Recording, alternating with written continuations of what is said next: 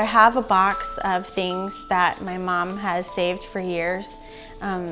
Things like baby clothes and toys. I look at it every now and then and dream about like a baby that would wear those things, and I dream about washing them and folding them and really being able to use them. Before we even really started dating, I awkwardly said, look, just want you to know up front, I'm probably not going to be able to have kids. I don't know how that's going to work out. I wasn't that worried about it because I was so career focused. And then out of nowhere, it was like somebody flipped a switch and I had this really strong desire to be a mom. After we tried for a couple of years, I thought, well, I think we're gonna need some medical intervention in order to make this happen. So I shot myself up with all of these hormones, and Michael had surgery. We tried it the natural way, didn't work. We tried fertility treatments, it didn't work, and it was so painful. We went through a failed pregnancy. I was so excited that day when I got that phone call that the blood test was positive. And I remember what I was wearing that day. I'll never forget it. It was a pink dress, and still now when I wear that pink dress, I think about the joy that I had that day that I found out I was pregnant. But I also think about what happened a couple of weeks later when I lost it.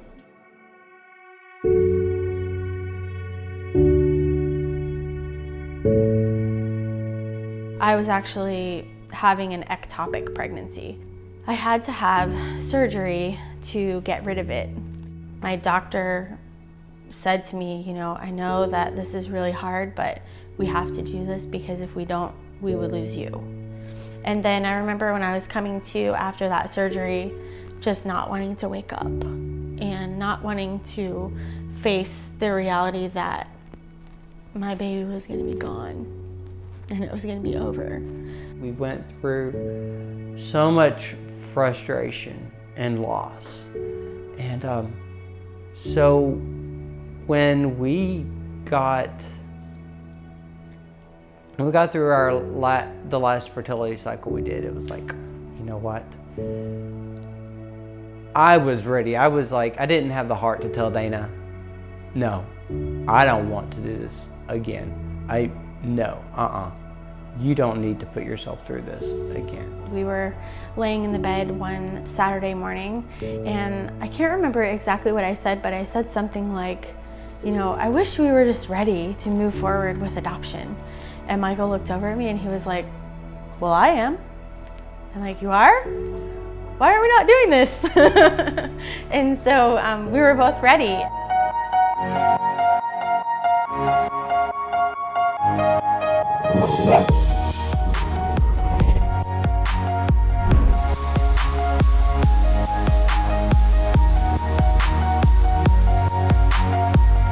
One of the things that I've always dreamed of that I can't wait for is just our home being full of laughter and a child's viewpoint of life, and hearing little footsteps running around the house and that kind of thing.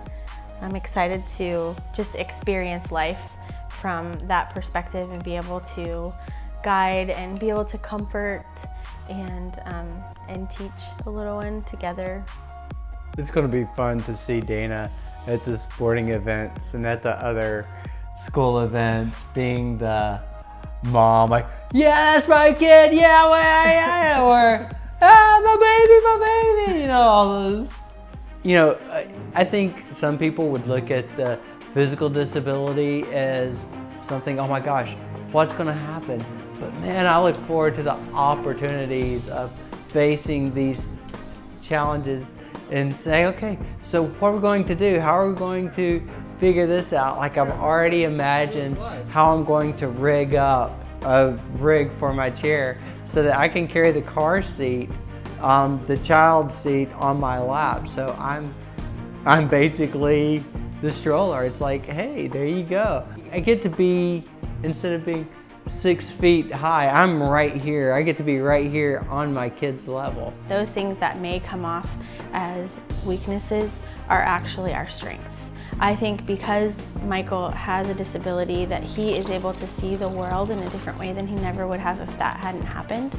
And I think that our child would grow up with that perspective.